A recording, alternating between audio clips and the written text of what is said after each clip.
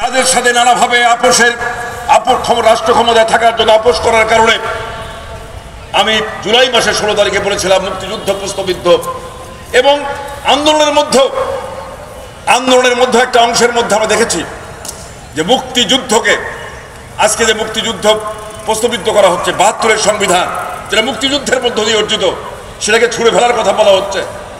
আজকে আক্রান্ত হচ্ছে আমার মুক্তিযুদ্ধ, আজকে আমাদের আক্রান্ত হচ্ছে আমার ইতিহাস ঐতিহ্য, আক্রান্ত হচ্ছে আমার ভাস্কর্য, আক্রান্ত হচ্ছে আমার সংস্কৃতি।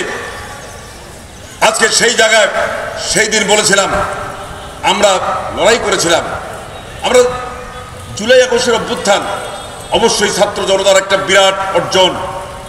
আমরা স্যালুট করি সেই ছাত্র সমাজকে, যারা এই আন্দোলনকে,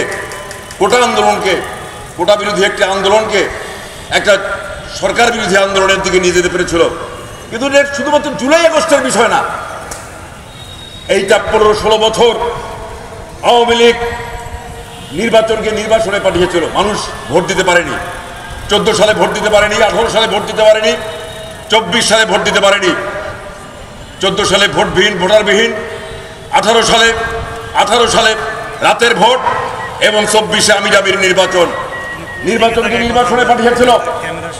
এবং লুটপাটকে এমন একটা লুটপাটের যে সংস্কৃতি চালু করেছিল, শত শত হাজার কোটি টাকা লুটপাট করে 1 ভাগ মানুষ, 5 ভাগ মানুষ, তাদের কাছে 95 ভাগ মানুষ বা 99 ভাগ মানুষ মতান্তর আছে। এই ক্ষেত্রে অর্থনীতিবিদদের মধ্যে অনেকে এখন মনে করে যে 5 ভাগ না, 1 ভাগ মানুষের কাছে যে সম্পদ, 99 মানুষের কাছে সেই সম্পদের মাল, 99 ভাগ মানুষের কাছে যে সম্পদ নাই, 1 ভাগ মানুষের কাছে সেই সম্পদ।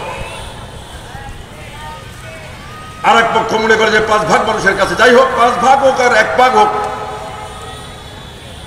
90 বা 95 ভাগ মানুষের কাছে যে সম্পদ নাই, ওই লুটেরাদের কাছে সেই সম্পদ।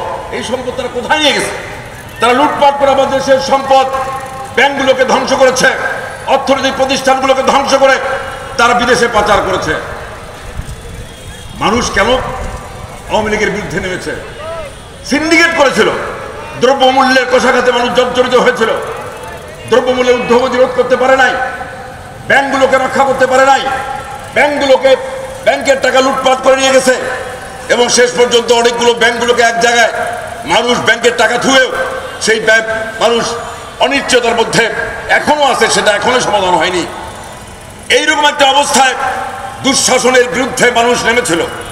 তাহলে আমাদের সেদিনকার সংগ্রাম ছিল, দুঃশাসন হটাও, ব্যবস্থা বদলাও, বিকল্প করো। আমরা আশা করেছিলাম, প্রত্যাশা করেছিলাম যে এই অভ্যুত্থান হয়ে গেল, অভ্যুত্থানের বিজয়ের মধ্য দিয়ে আমাদের শহীদদের রক্তের বিনিময়ে আমরা রাজপথে ছিলাম। এবং আমরা বলি, আমাদের যুব সমাজ, আমাদের যুব ইউনিয়ন, ছাত্র ইউনিয়ন, আমি পল্টনে ছিলাম, ঢাকায় ছিলাম, রাজপথে ছিলাম, তাদেরকে আমি প্রতিদিনই রাস্তায় দেখেছি, লড়াই করতে দেখেছি, গ্রেপ্তার হতে দেখেছি, পুলিশের দ্বারা নির্যাতিত হতে দেখেছি।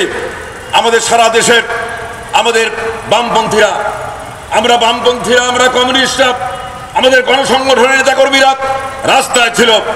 সর্বশেষ আমরা 3 তারিখে আমাদের পার্টির পক্ষ থেকে সারা দেশে আমরা কর্মসূচি দিয়েছিলাম যে ধ্বংসযজ্ঞ এবং হত্যাযজ্ঞের দায় নিয়ে শেখ হাসিনার পদত্যাগের দাবিতে আমরা সারা দেশে কর্মসূচি দিয়েছিলাম। আমরা 5 তারিখে দেখলাম শেখ হাসিনা দেশ থেকে পালাতে বাধ্য হলো, পতন হলো। কিন্তু আজকে আমরা কি দেখছি? অন্তর্বর্তীকালীন সরকার, জনগণের আন্দোলনের ফসল, সেই অন্তর্বর্তীকালীন সরকারের এখন প্রশ্ন উঠেছে, এটা আমরা তো বলেছি দলীয় সরকারের অধীনে কোনো নির্বাচনে আমরা যাব না। এখন তো প্রশ্ন উঠতে পারে রাজনৈতিক দলগুলোর মধ্যে যে অন্তর্বর্তীকালীন সরকার কি আর সেই কি তত্ত্বাবধায়কের ভূমিকা নিচ্ছে, সে কি নিরপেক্ষ ভূমিকা আছে, নাকি সেও একটা দলীয় সরকারের ভূমিকা অবতীর্ণ হয়েছে? আমরা দেখছি এই সরকার একটা রাজনৈতিক দলকে গঠন করছে, এনসিপি নামে একটা রাজনৈতিক দলকে তার পৃষ্ঠপোষকতায় জেলায় জেলায় ডিসি, এসপিরা, প্রশাসনের লোকরা পাহারা দিয়ে সমাবেশ করছে, এনসিপি গঠন করছে। আর মুক্তিযুদ্ধের যারা বিরোধিতা শুরু করে নাই, পাক বাহিনীর সাথে আমাদের গণহত্যায় যারা জড়িত, সেই গণহত্যায় জড়িত যুদ্ধাপরাধী দল, রাজনৈতিক দল জামাতে ইসলাম আজকে তাদেরকে প্যাট্রোনাইজ করছে এই সরকার।